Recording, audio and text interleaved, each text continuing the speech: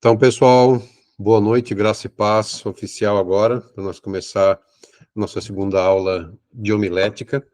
Vamos continuar aqui fazendo algumas definições relacionadas ao que é esse assunto, né? E hoje a gente já vai começar a analisar alguns textos e ver a estrutura homilética aí de um sermão, e vamos ver também, escutar um vídeo do professor e pastor presbiteriano Hernandes Dias Lopes. Eu acredito que vai ser bem enriquecedor, e eu espero que você já tenha escolhido um texto bíblico para, a partir dele, montar o seu sermão, né? Durante as aulas que a gente vai ter esse mês. Então, eu vou começar falando aqui um pouquinho sobre o que é a pregação.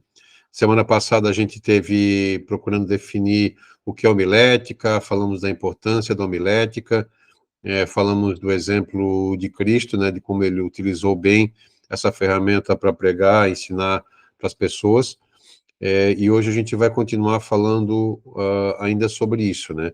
Vamos começar aqui hoje, nesse slide, falando sobre o que é a pregação. A gente veio falando sobre a importância da homilética, vários pontos relacionados ao assunto, né?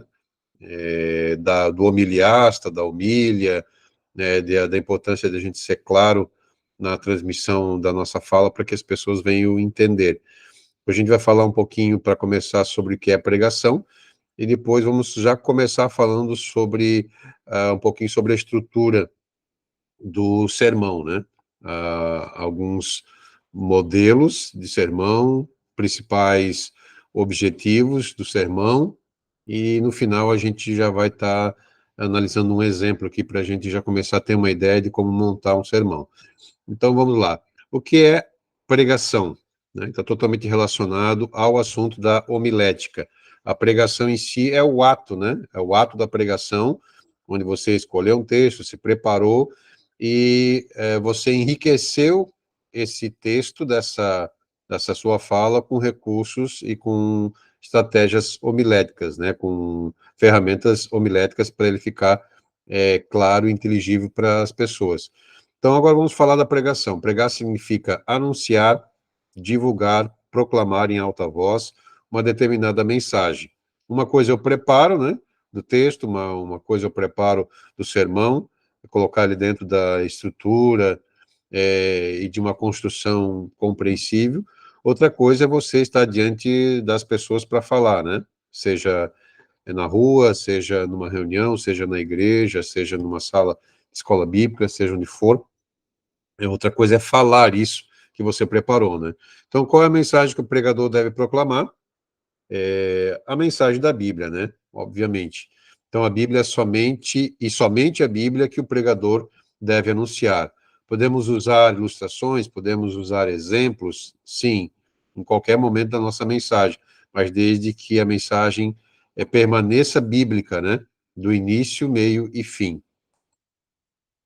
Continuando falando sobre o que é pregação, a função profética ou a pregação, né? Então a gente pode aprender aqui que a pregação também tem uma função profética, né? Depois a gente vai ver ali sobre alguns modelos de objetivos do sermão. A gente vai ver que ela tem essa função, né? A função profética de anunciar, de proclamar as verdades, de exortar as pessoas, de trazê-las à consagração a Deus. Então, a pregação também tem uma função profética, porque quando a Bíblia está aberta e está sendo pregada, é Deus falando através de uma pessoa. Então, a maior profecia que existe é a pregação, em primeiro lugar. Muitas vezes isso é muito comum no meio pentecostal, né? As pessoas procurarem um profeta para ouvir um direcionamento de Deus e tal. Isso não é errado, desde que seja uma pessoa íntegra, né, que você vai procurar, mas a pregação na igreja, o ensino, quando a palavra de Deus está aberta, está sendo exposta, ela é a maior profecia. Se houverem dons espirituais, né, alguém que tem o dom de profecia no culto, a pregação vai ser sempre superior, maior e mais importante.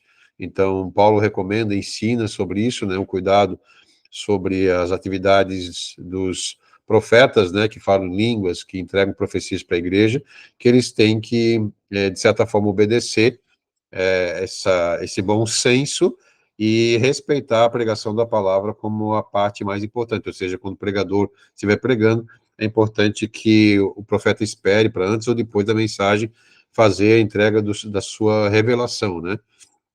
Então, a pregação é um ato profético também, é um serviço oferecido a Deus e revelado na prática de anunciar a vontade, o amor e o zelo de Deus pelo seu povo.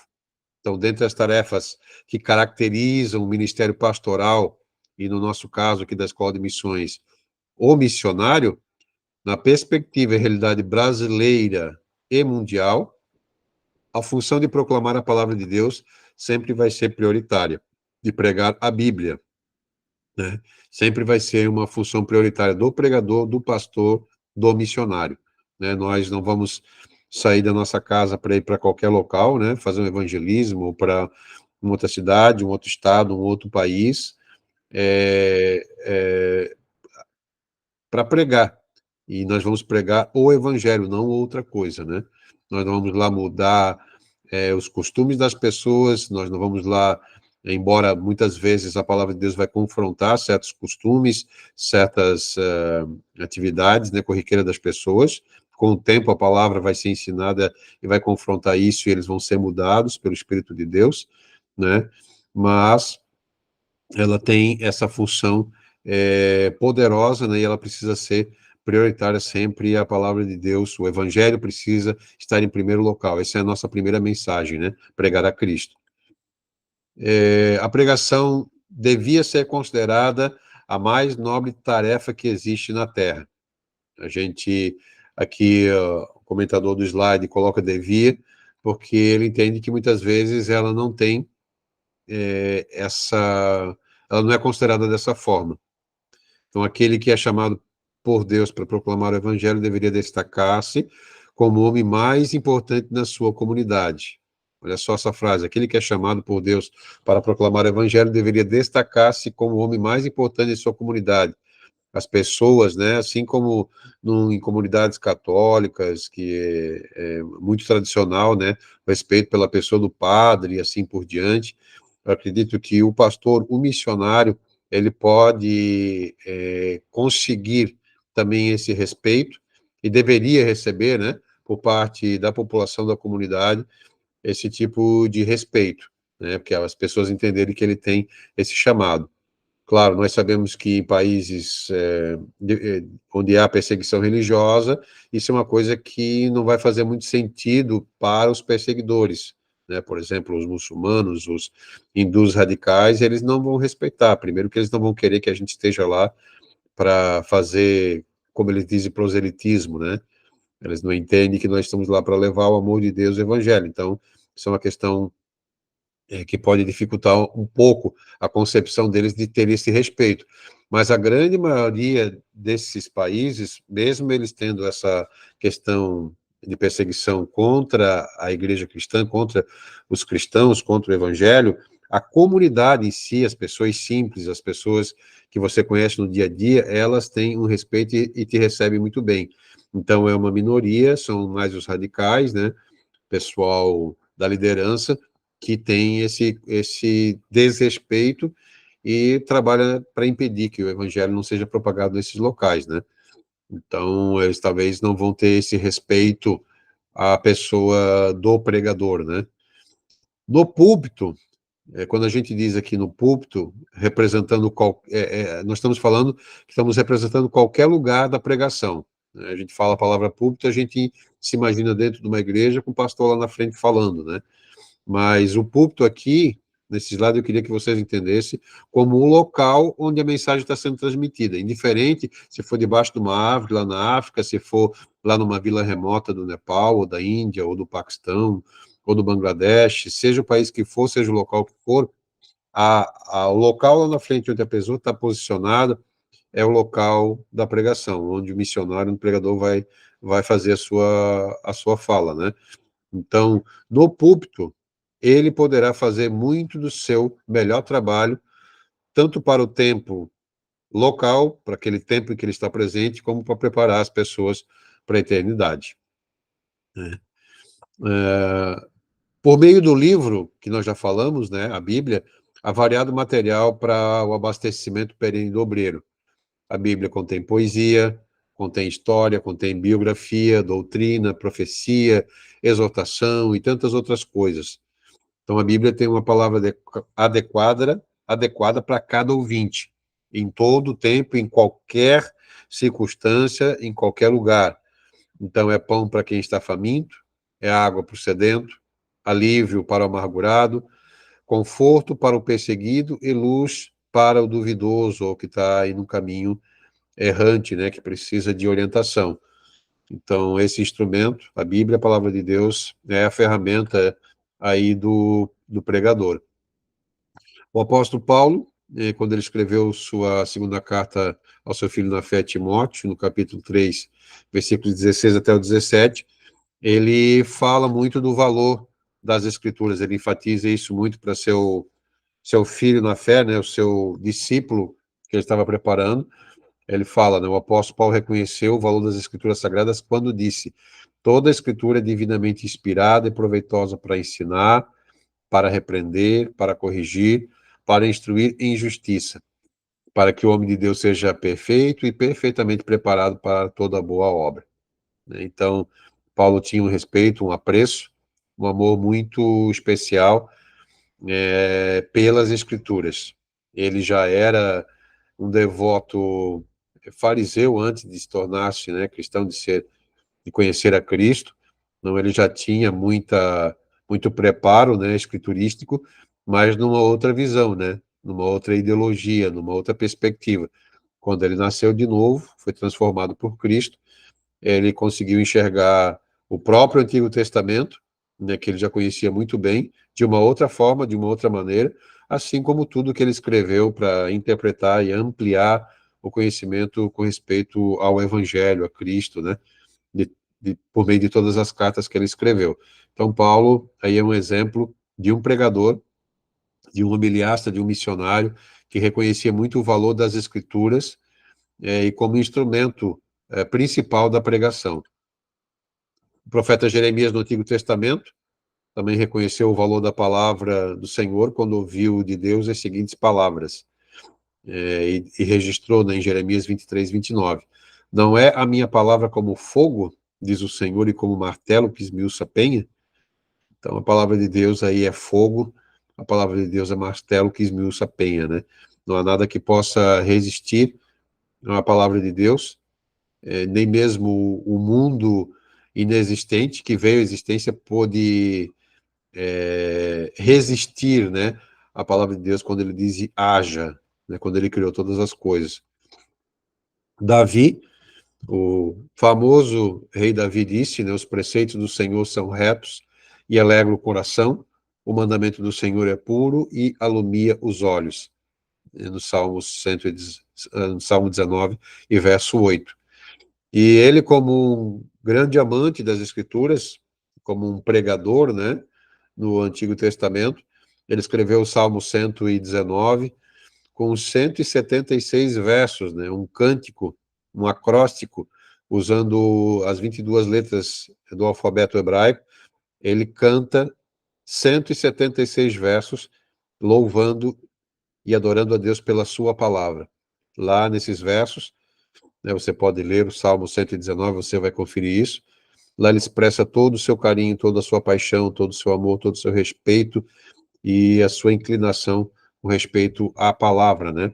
A Bíblia, as Escrituras, que são o instrumento da pregação do missionário, o nosso instrumento de adoração, de louvor, de conhecimento da vontade de Deus para a nossa vida, né? E também para transmitir esse mesmo zelo, essa vontade de Deus para o próximo, para aqueles que estão perdidos. Vamos falar um pouquinho também sobre a história da pregação. Nós temos aí no Antigo Testamento, através dos Salmos, através das mensagens proféticas, através dos sermões, né, de Moisés, de Esdras, e tantos outros personagens bíblicos, nós temos aí um vasto período da história do uso da palavra de Deus, claro, mais no contexto de Israel. Obviamente tinha mensagens para as nações gentílicas também, mas não era muito comum o judeu sair da sua terra para ir pregar num outro país, né? Isso aconteceu, segundo alguns estudiosos, só aconteceu com Jonas, que recebeu a mensagem de ir para Nínive. O Jonas que fugiu, depois passou por tudo que passou, e Deus, né, insistiu com ele, e ele foi a Nínive e pregou.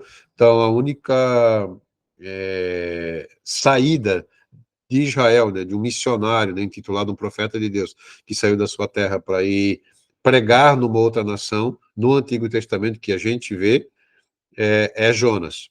Obviamente, nós temos alguns exemplos de israelitas, de judeus no cativeiro, que proclamaram o nome do Senhor em terra estranha, né, mas não enviados como missionários. Eles estiveram lá por uma circunstância, uma causa, né, que foi outra causa. Israel pecou e foi levado para o cativeiro. Obviamente, lá eles tiveram a oportunidade de poder demonstrar as grandezas de Deus para os reis, para as pessoas, mas eles não foram enviados como um missionário, digamos assim, né?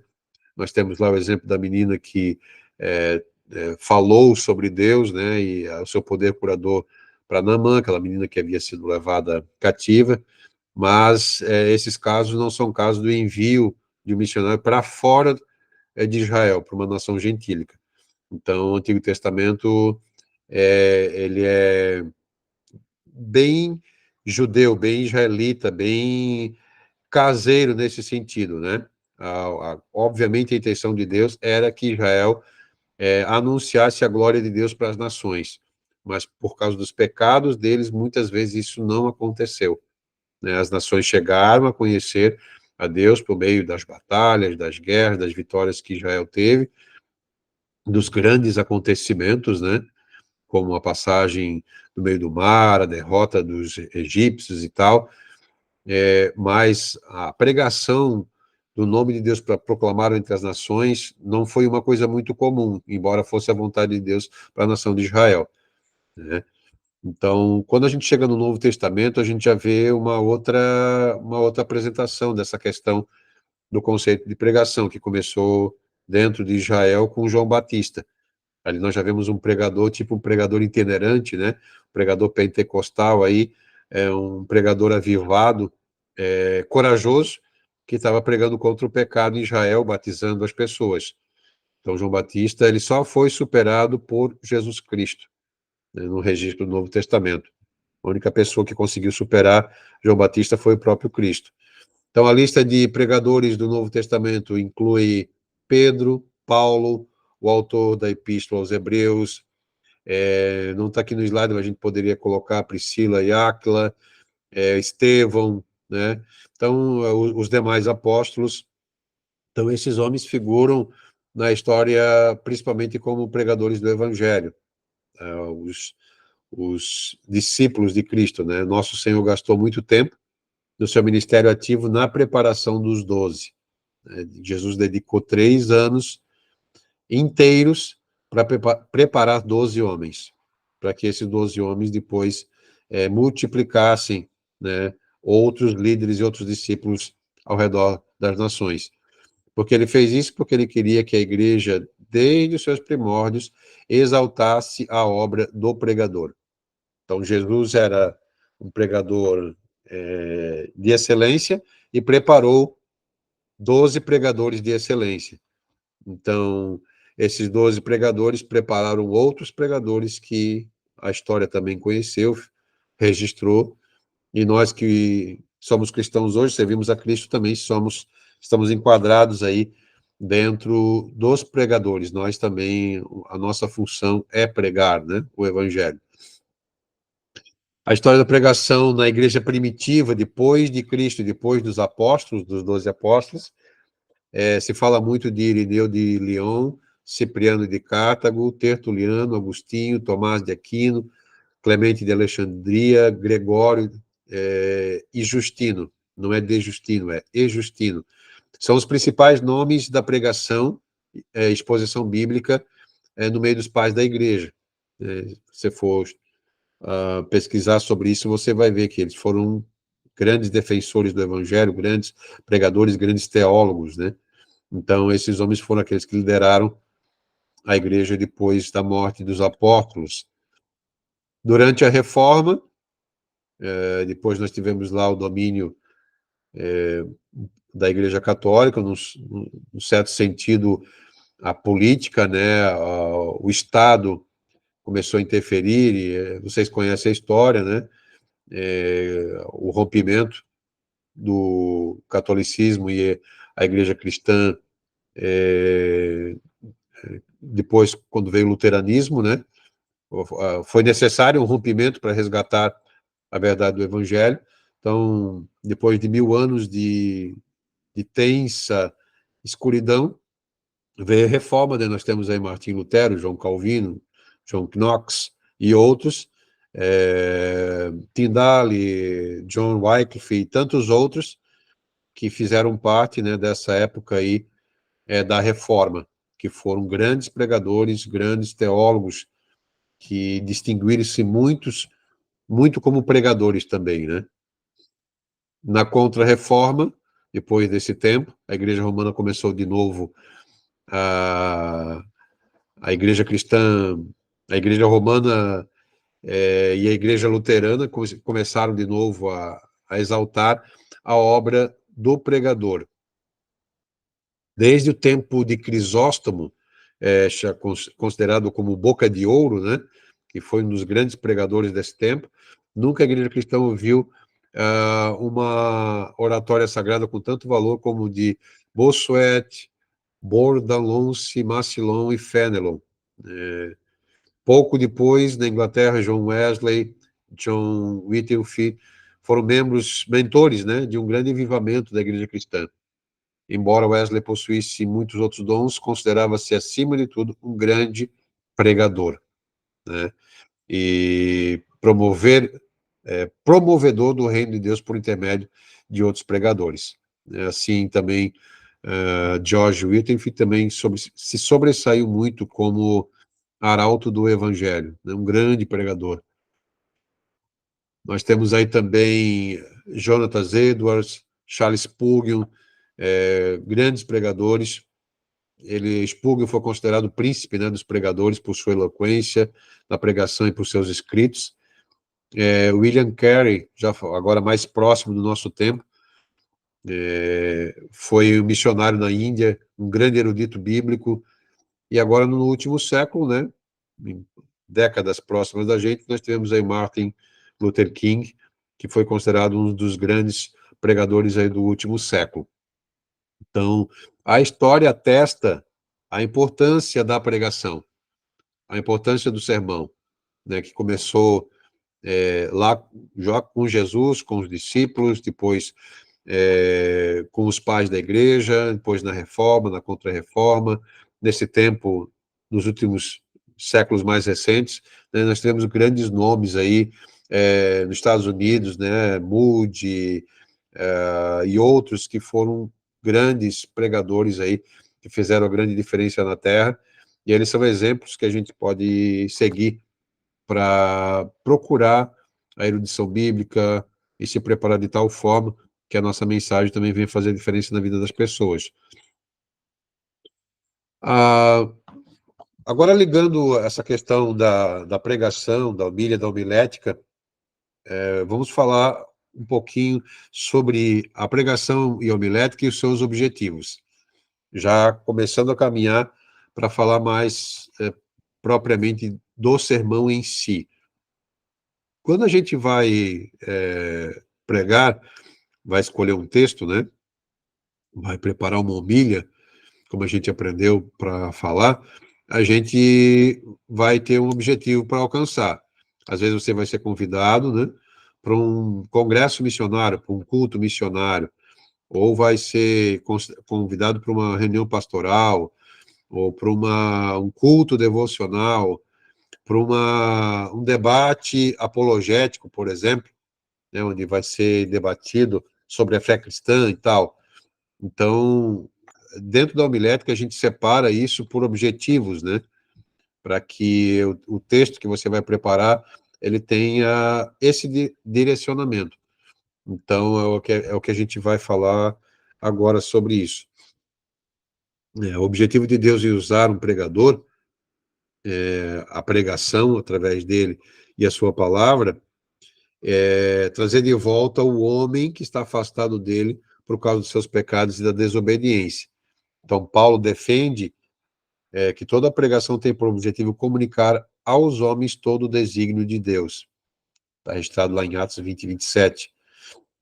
Em todos os níveis de maturidade e entendimento. Então, cada pregador deve, então, saber que é um instrumento que Deus usa para que a sua vontade seja conhecida aos seus contemporâneos, as pessoas que estão ao seu lado e ao seu redor. E esses aqui são os principais objetivos que a gente pode alcançar através da pregação. Um objetivo devocional, doutrinário, apologético, exortativo, evangelístico, missionário, vocacional, pastoral, ético e consagratório. Esses aqui são os mais utilizados, mais comentados em livros de homilética, em textos aí que você vai encontrar na internet. Se você juntar todos os objetivos mais comentados, esses aqui vão ser os principais. Talvez possa se encaixar mais algum aqui, mas esses são os principais objetivos que se usa, né, para preparar um sermão, dentro das técnicas e regras da homilética, né? Porque numa das partes, na introdução do preparo do seu sermão, você vai ter lá, você vai escolher um texto bíblico, você vai escolher um tema, né, um título, uma tese, a ideia central do texto, né, vai fazer depois uma introdução e tal. Então, nesse momento, antes da introdução, você vai expor para aqueles que te ouvem qual que é o objetivo do seu sermão, da sua pregação. Então, esses aqui são os mais regularmente usados, né? Vamos falar primeiro do evangelístico aqui. Nesse tipo de sermão, o pregador compartilha os diversos textos da palavra de Deus que anunciam a salvação do homem perdido através da pessoa maravilhosa de Cristo, né? Coloque o máximo de esforço na pregação de sermões evangelísticos, diz aqui o comentador, pois eles devem ser os melhores sermões que pregamos.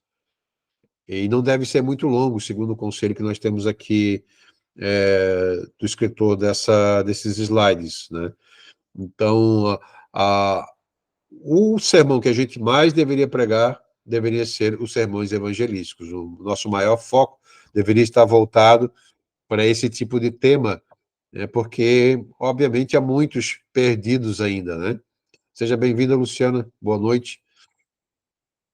Há igualmente um vocabulário utilizado pelo pregador e que tem como fonte a teologia cristã e a doutrina bíblica, né? São ricas e plenas de significado as palavras que o constituem e que são empregadas na comunicação do evangelho, né? Então, os conceitos mais destacados dentro da teologia cristã e da doutrina bíblica para falar um sermão com objetivo evangelístico é graça, a fé, salvação, justificação, santificação e glorificação. A questão também do pecado, né, da queda, e essas coisas relacionadas a esses temas também encaixam-se bem aí em sermões com objetivo evangelístico.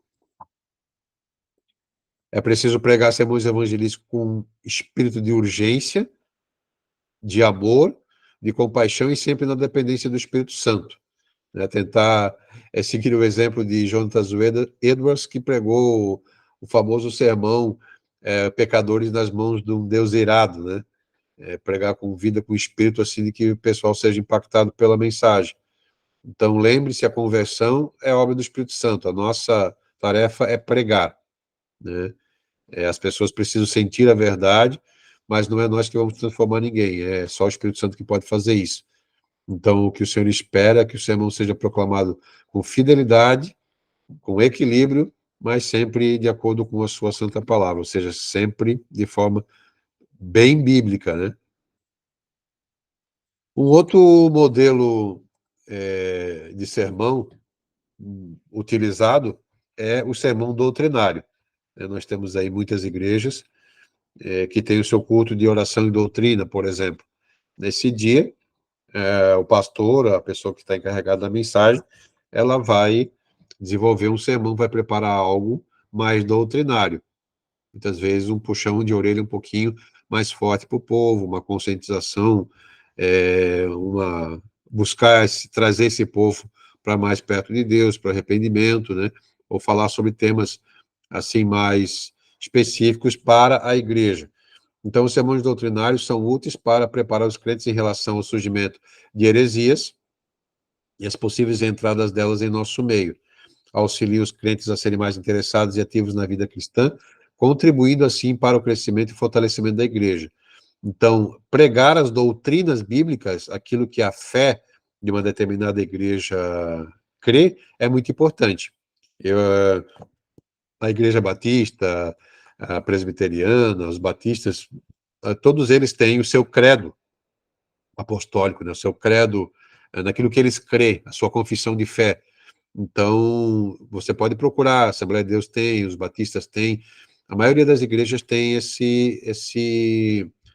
cláusulas, né, daquilo que eles creem e defendem. Então, nos cultos de oração e doutrina, ou nos cultos que vai ter esse objetivo doutrinário, as doutrinas bíblicas precisam ser expostas, né, de forma clara, para que os membros possam entender isso, para que quando alguma heresia tentar entrar na igreja, as pessoas elas possam conferir nas escrituras e ver, não, opa, isso aí está errado, está contrário às doutrinas que nós defendemos, que nós cremos e que a palavra de Deus ensina.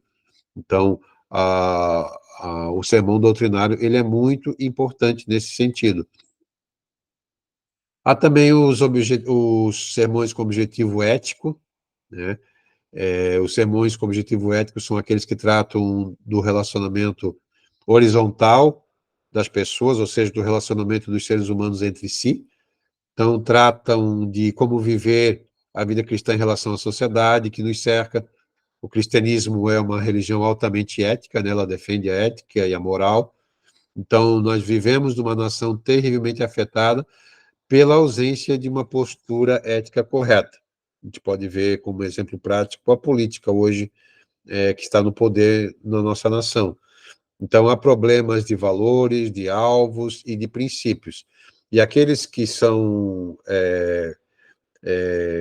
que procuram defender a ética, a moralidade, as leis e a verdade são considerados preconceituosos, são considerados quadrados, são meio que excluídos da sociedade. Né? O relativismo e o pluralismo hoje está tão grande, está tão forte, que se você for defender uma verdade no meio de um grupo de jovens, por exemplo, hoje universitários, as pessoas vão rir de você, porque esses princípios que nós defendemos há tantos anos, né, de família, de justiça, de verdade, são princípios que para muitos hoje já não é mais tão valorizado, porque o movimento feminista está aí, o movimento transgênico está aí, tanta coisa que está acontecendo no mundo, então hoje os nossos valores absolutos são questionados. Então, o sermão ético ou uma pregação ética, ela vai ter a capacidade de confrontar isso, né? Precisa muito preparo dos temas da atualidade para que se consiga preparar um sermão aí com objetivo ético, né?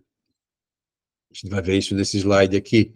Eis alguns dos problemas morais e éticos que devem fazer parte do sermonário a ser exposto nos púlpitos quando utilizar o objetivo ético num sermão.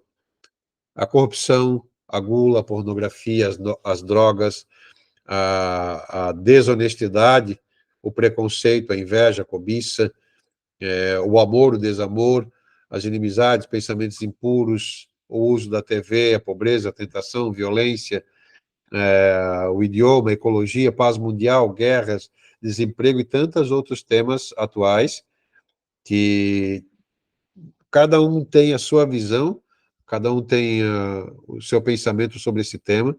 Então, como a gente pregar uma mensagem bíblica e contextualizada? É um desafio, né? Do sermão com objetivo ético. É importante que o pregador da palavra de Deus seja sensível aos problemas sociais e éticos da atualidade, né, do seu contexto de vida. E ofereça, através da palavra de Deus, o modo que ofereça uma alternativa eficaz. E seja muito bem informado, pois precisamos conhecer muito bem as situações, pois somos formadores de opinião. Hoje, qualquer coisa que você posta, né, já pode caracterizar uma formação de opinião, né? Um comentário que você faz no Twitter, um comentário que você faz no Face, no Instagram, em qualquer mídia aí, uma coisa que você escreveu, alguém já pode postar, repostar, fazer um remix, falar de você, jogar no YouTube e aquilo pode explodir, né? Então, qualquer coisa que a gente falar hoje pode caracterizar uma formação de opinião. E nós que somos conservadores, né, defendemos a palavra, podemos ser atacados por isso, né, pelas pessoas não concordarem.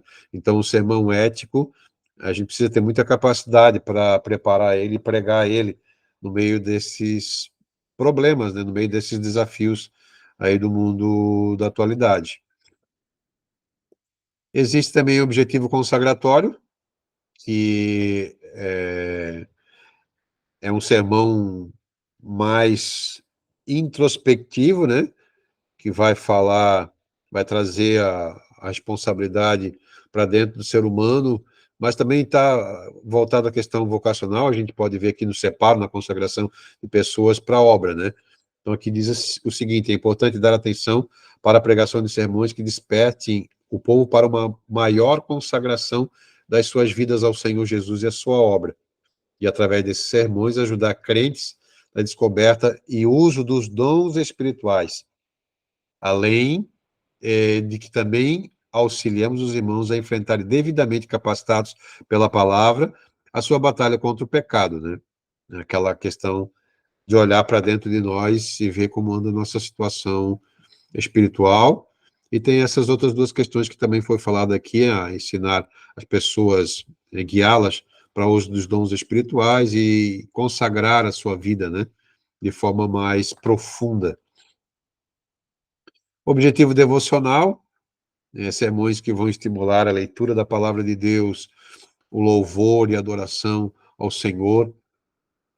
Nesse tipo de objetivo, o sermão enfatiza a relação do crente com Deus, né, a sua vida diária ali, de adoração, de agradecimento a Deus, né, de uma busca mais profunda pela presença de Deus também, né?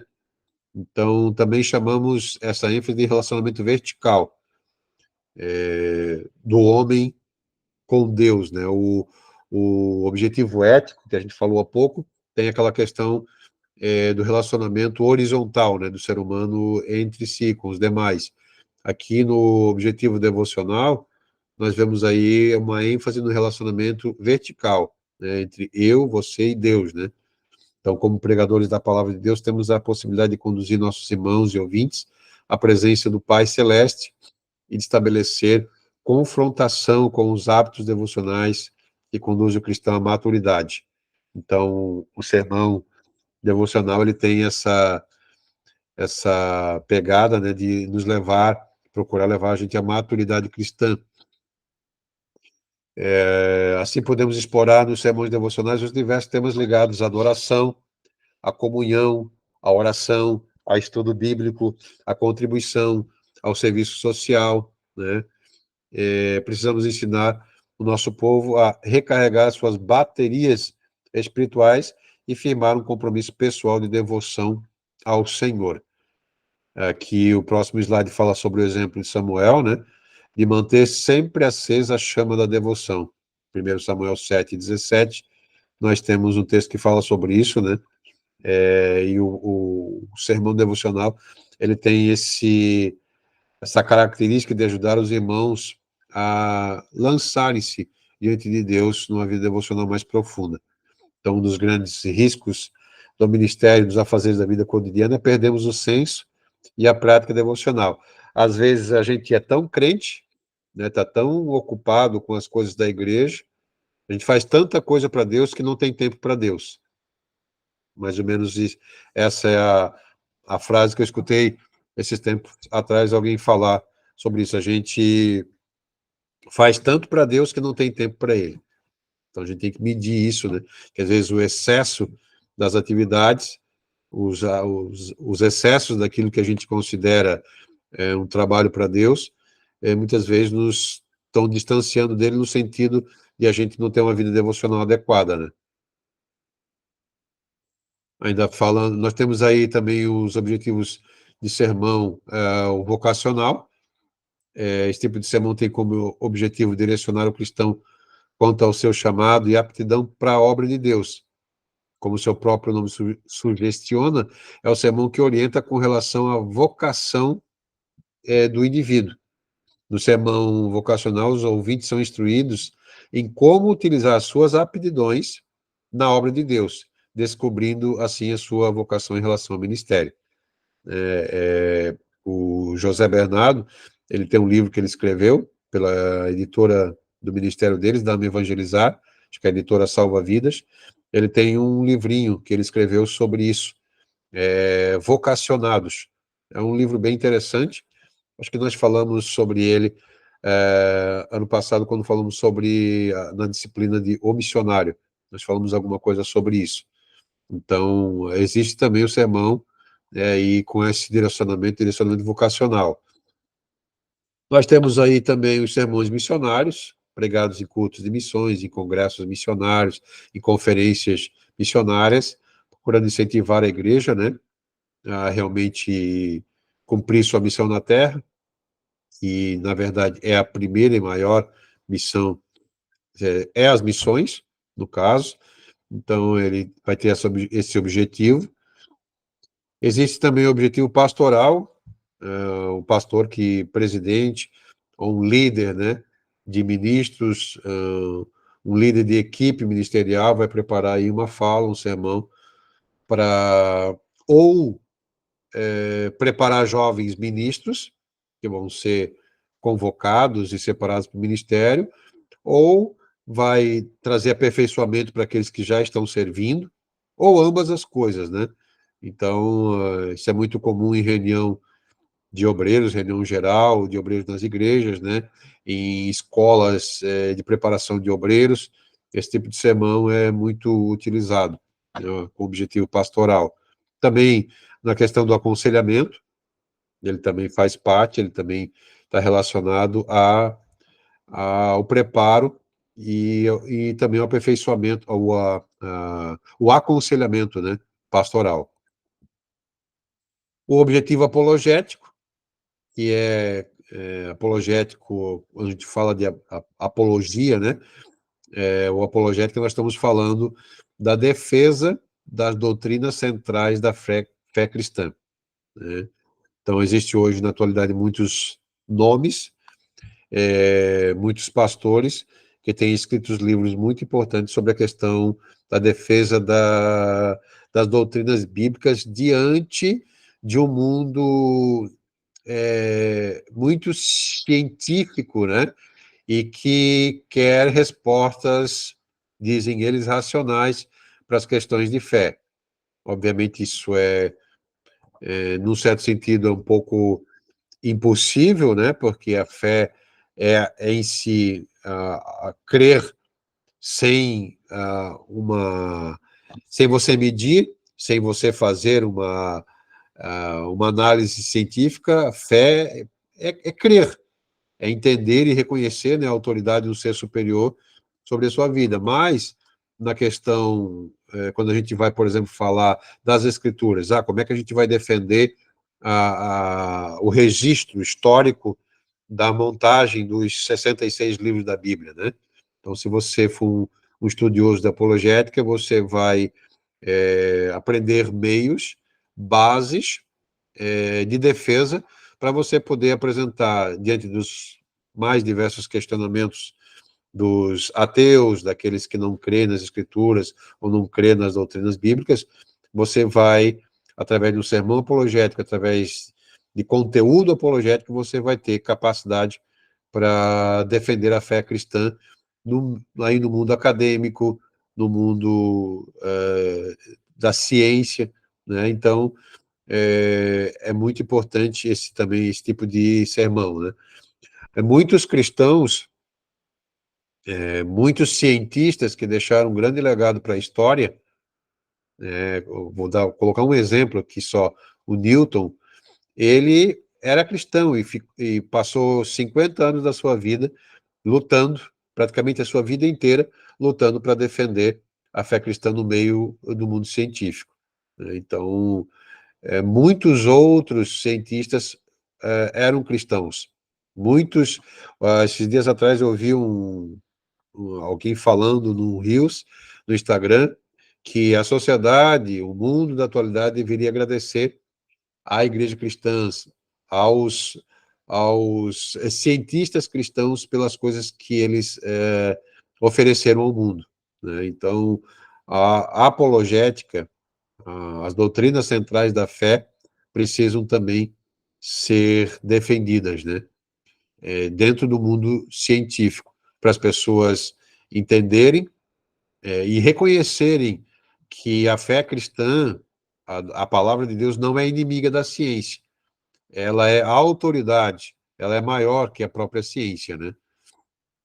Então, em tempos de tanto relativismo ético, pluralismo, amoralidade, ideologias antibíblicas e antissociais, etc., sermões de natureza apologética são extremamente necessários.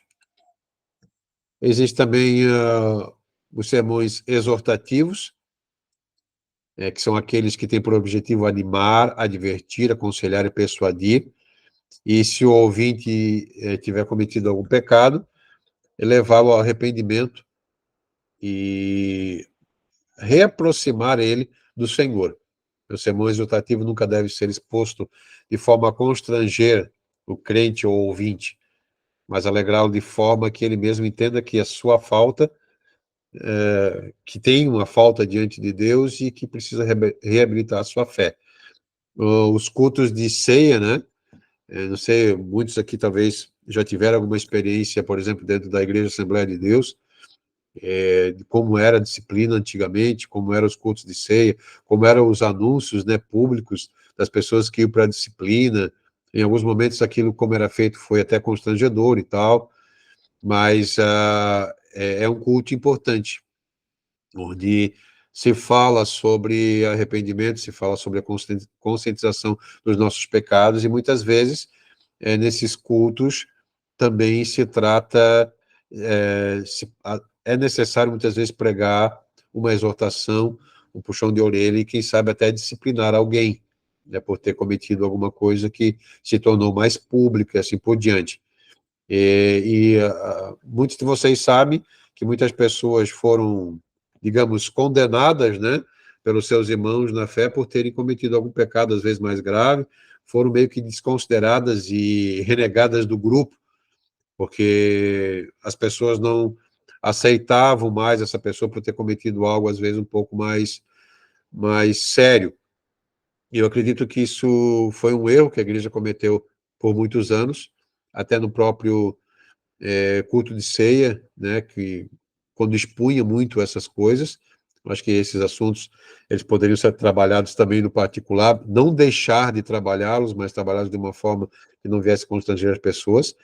E uma vez eu escutei um pastor falar algo que chamou muita atenção da gente, que o culto de ceia, ou a disciplina, né, ou a exortação, ela precisa ser de aproximação, não de rejeição e muitas vezes de expulsão desse membro do grupo, né? Muitas vezes a pessoa entra na disciplina e ela é desligada de todas as atividades, ela é afastada de tudo para ela ter o seu tempo de recolhimento, e nesse tempo ela fica meio que sozinha, né? Quando, na verdade, nesse momento toda a igreja deveria se voltar para essa pessoa e colocar, claro, talvez ela não vai participar propriamente da ceia, do ato ali, por estar num tempo de disciplina, mas é nesse momento que a igreja toda deveria se voltar para essa pessoa e trazer ela para próximo deles, para próximo da igreja.